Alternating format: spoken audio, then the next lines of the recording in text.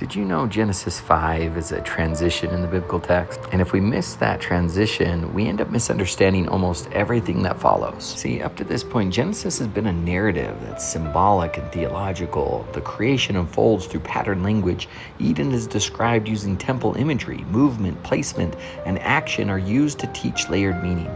This is polysemy language. The text is intentionally doing more than one thing at once. But when we arrive at Genesis 5, the text changes gears. Genesis 5 moves away from the symbolic narration and into what scholars call a theological register. This chapter is no longer telling a story, it's establishing identity. And in doing that, Genesis teaches us two really important things. First, that Adam is a title. And second, the people described here are not literally living thousands of years longer than humanity today. Hey everyone, my name is Jared Lambert. I'm a historical linguist, bringing you linguistic insights to help strengthen your scripture study. And today I want to help you better understand Genesis 5. See, Genesis 5 opens with this very specific line. This is the book of generations of Adam. In Hebrew, this is Sefer Toledot language. That phrase is archival. It's the same structural form used in the ancient Near East lineage records like king lists and clan registers. These texts all follow that same pattern. Genesis 5 is telling the reader how to read what follows. See, Genesis 5 is the record-keeping chapter, and it's important to understand this because genealogies don't function like biographies. They compress information, they prioritize continuity over detail, and they represent identity rather than continuing narrative the way the earlier chapters did. So Genesis 5 isn't telling you everything. It's anchoring who humanity is and how humanity is understood before God. So let me explain. See, this brings us to the title and name Adam. When we study the onomastics of the Hebrew Bible, which means studying the names and proper nouns, we learn that the Bible's names are not personal identifiers the way we use ours today. But these names are scriptural functions and they serve as titles, roles, and theological descriptors. See, Genesis 5 quietly reframes what Adam actually means, and it does this right in the opening verses. The text says that in the day God created Adam, he made him in the likeness of God, and then immediately clarifies what that image looks like, male and female. In the first temple worldview, the image of God was always male and female united together. That is what God originally was. Latter-day Saints, this should feel familiar because that is exactly what your theology teaches.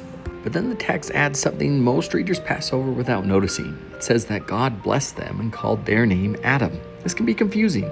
Adam here is not functioning as a personal name. It's functioning as a collective designation. In Hebrew, Adam is a category word. It means human, humanity, humankind. This is basic Hebrew grammar that's widely acknowledged in scholarship. Before Adam becomes an individual character in the narrative, Adam is a title applied to humanity in Genesis 1. Genesis 5 then is reinforcing this by stating that both male and female together are called the title Adam. Not just man, not just one person, but the human pair, male and female, showing that all humanity is made in the image of God. So Genesis 5 is about showing how Adam is humanity in relation to God. So now this sets up the genealogy itself. See, to modern readers, the ages in Genesis 5 feels really strange.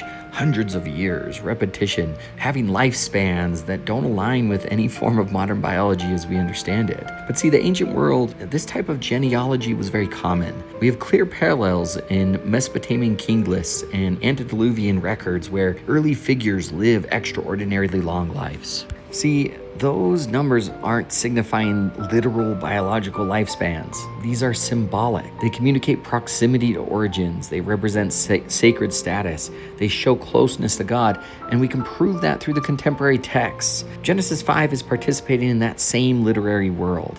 It's not telling you that Adam and Eve were the first biological humans. It's telling you that they were the first to be enlightened, the first to be endowed, the closest to God at that time. See, Genesis 5 is compressing humanity into a single line. It moves from this literal origin into an identity story. It reframes Adam's as a title, even this office. And the title of Adam and the title of Eve becomes the title given to all humanity who answer God's call and enter into the order and stability with them. See, Genesis 5 reiterates this message perfectly through its linguistics.